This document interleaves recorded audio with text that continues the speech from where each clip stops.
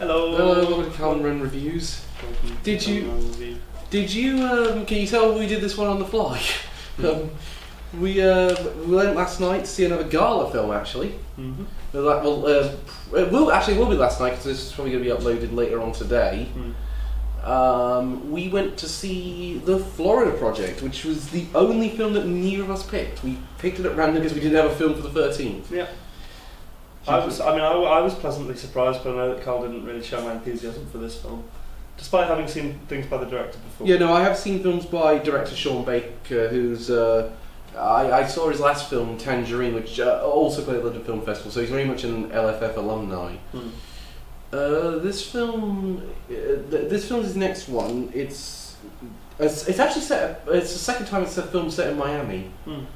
Miami seems to like shooting there. I think I'm wondering if he likes to go on holiday there, and he says we'll make a movie as an excuse. You know worse than Adam Sandler in that regard. But it looked alright. And the reason I picked this one was because one of the reasons I picked this one as all the random ones we could is because it looks like it's going to get a lot of Best Picture. It's going to get a lot of Oscar nominations and possibly a Best Picture nomination. I mean, I wasn't entirely sure when I was reading the synopsis for it before actually going in to see it, but I actually was pleasantly surprised by it. I thought it was very good. Yeah, that's your opinion on it. Yeah. This is the first time we disagree on a film because I found this. I've come to the conclusion over a night's rest that this is a very competently made, very well made film that's just not for me. It's just I just was bored with this film a lot of the time. This film really just bored me. I didn't feel much investment in it, and by the time the plot really gets going, I just felt, do you know what? Too little, too late. Whereas I don't think. Well, I mean, I think we both realised that the film wasn't really intended to have a plot. It was more just a kind of snapshot of the lives of people who live. So it's basically set around. It's kind of the area surrounding Disney World, and that's all like those outskirts of Florida. Yeah, Florida. I've been to Florida. I've never been to Florida. It's the one thing I think they get down quite well is it's the most humid place on the planet. Yeah. It's just everything. And never keep your legs together at night in an unconditioned room because they will be stuck together by the morning. Yeah, well, so one of the things that the director stayed after for the Q&A, as well as the two young girl actors and the actress who played the mother, and Willem Dafoe, who's also stars prominently in the film and is very good, plays the role very well. Yeah, no, I will say Willem Dafoe's performance is one of the better parts of the film. Yeah, I mean, he's to get his Death Note again for me. He's in a film that I wasn't really cared much for, but his performance was it was saved it almost. Solid. What are thoughts on Death Note? Go watch our Anime Amigos episodes. Yes, we go into great detail about our thoughts on Death Note, most of which are mixed and negative. So they did the Q&A after, and basically I think the director's intention when he made the movie was he wanted a snapshot of the lives of people when you drive past motels and low budget hotels and living facilities for people. You see kids running around, and it's basically an idea of they go into a snapshot of those people's lives, and that is something that as a British audience and other people who might not be living in that situation cannot really empathise with. So in what the director did, it was basically allowing us to get in the shoes and sort of see what the lives of people are really like. And I appreciate that. I appreciate that in every sense of the word.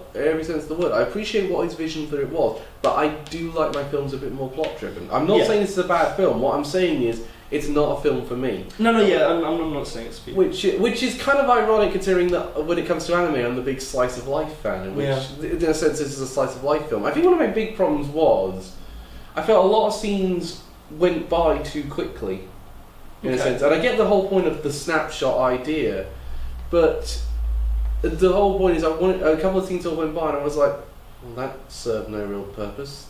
I'm just moving on. Which scenes did you feel did that? A lot of scenes at the beginning. A lot of scenes were just something happens, move on. Something happens, move on. Okay. There was a lot of the beginning of this film was what annoyed me the most, and it was also the fact that the film was 45 minutes later than we expected, so that did not. Yeah, were we actually waiting that long? Seriously, it was 45 minutes. Yeah, it was due to start at 9 o'clock. It started at 9:45, which is the reason why we did not. We originally were planning to do this last night after we saw the film. Yeah. But we made our decision. But we made a decision because, for one thing, it was like midnight by the time we got in. Yeah, it was about 12 by the time we arrived back, so that wasn't really I will say, your girlfriend turned up for this one. Yes, she did. In fact, she turned on the camera, which is the reason I didn't have to reach over. Yeah, no. Thank you, Katie. Welcome. It's but she really liked the film.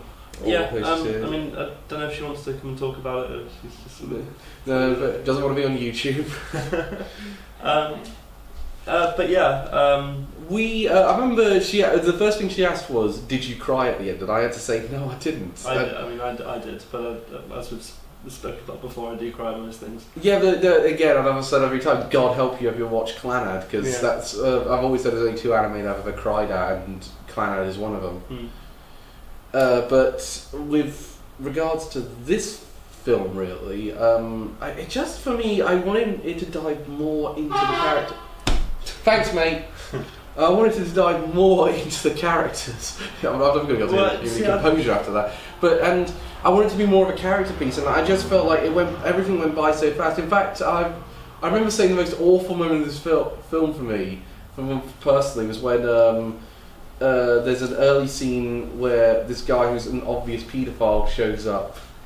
And I was like, oh, thank God something's actually happening. And then I realised what I had said to myself. I was like, how the hell do you get out of a situation where you've internally said, thank God a paedophile's shown up?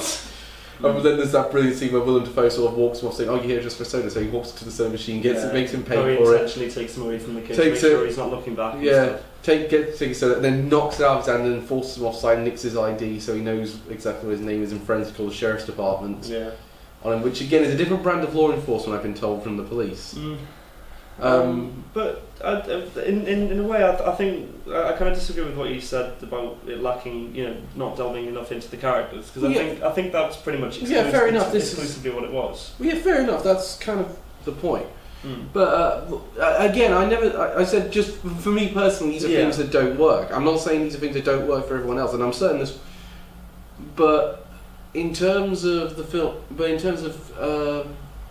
films I've seen that look like are going to get Best Picture nominations, are the ones that are predicted to get Best Picture nominations. This is not one I really like to see. I mean, if there was 8 or 9 nominees this year, I'd sooner rather see. There's a lot of films I'd sooner rather see. I mean, I wouldn't say Wonderstruck, because that film. Yeah, I thought that sort of fell short. I mean, while it had a nice ending, Yeah, we went into our thoughts on Wonderstruck. Yeah. In that vlog, but in terms of other films, I'd rather see get the Best Picture nominees. I'd much rather see something like Logan or Wonder Woman. Yeah, or Loving Vincent. Loving Vincent. Loving Vincent will never get a Best Picture nomination. I guarantee. No way. It'll get a Best Animated Feature nomination if it comes out in America in time, which I'm not sure it will. But I do not believe it will get a Best Picture nomination. If it gets, put it this way, I'll put a tenner on that it doesn't get a Best Picture nomination in January.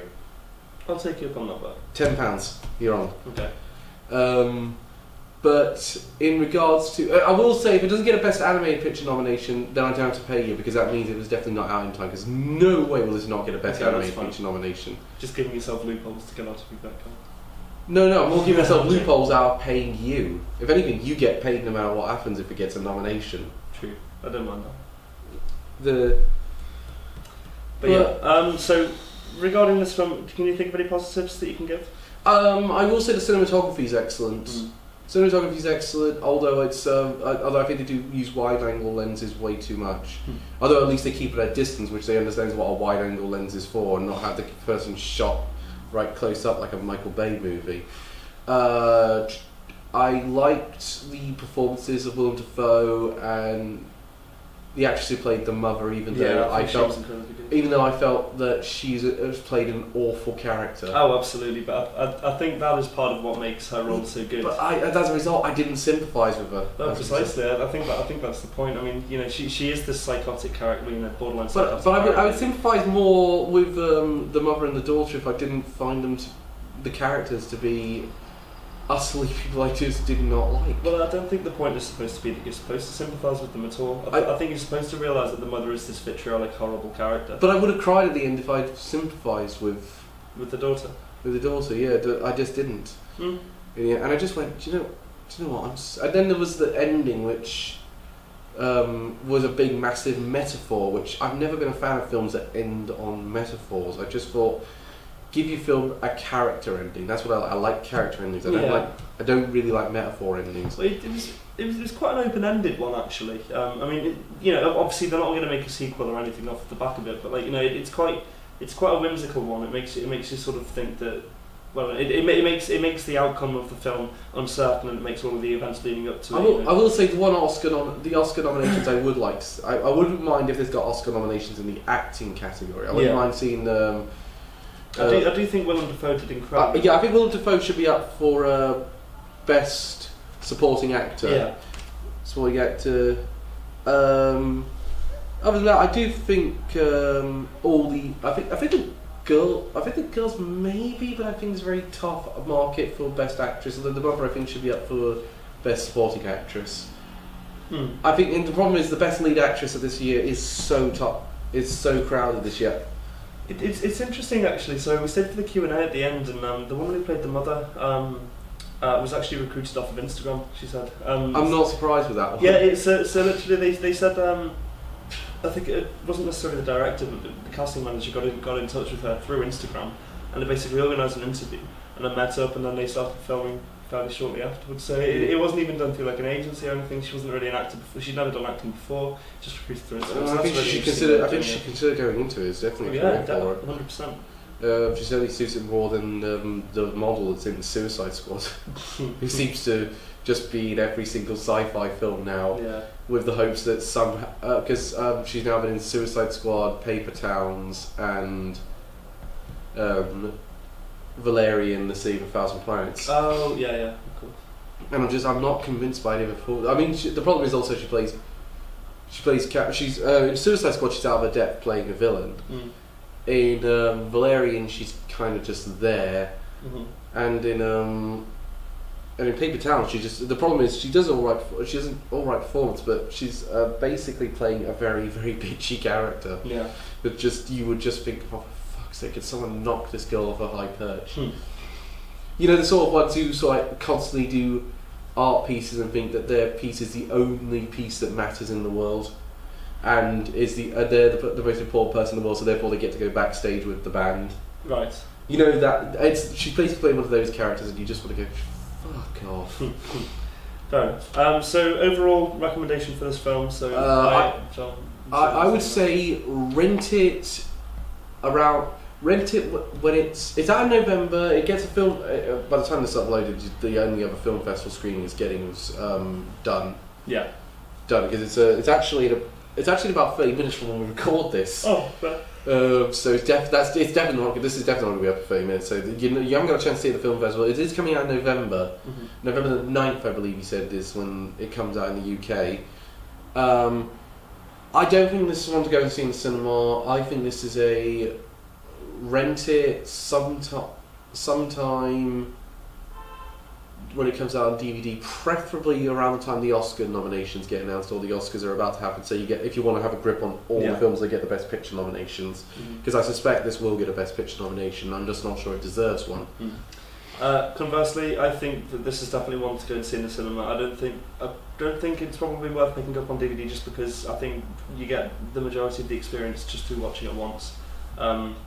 And hence why I said renting it. Yeah, and I don't know. I think it's definitely worth watching for Oscar nominations as well, just to see how far that goes. But I think it's more of a one-time watch and an experience than one that you'll want to sort of repeatedly go back to, because it is quite unpleasant. Put it this way, the reason I'm not putting a bet on with you about this film is because I really think it will get a Best Picture nomination. I think the characters, as we said before, you're not supposed to sympathise with them, and I think that it's meant to sort of turn you away from watching it multiple times. Oh yeah, you're not supposed to associate with any of them. It's just supposed to be this snapshot of life, as we said. The Academy loves those sort of films. Yeah, but for that reason, I think it's incredibly good. I think it's very well done. It actually reminded me a lot of Boyhood in that sense, actually.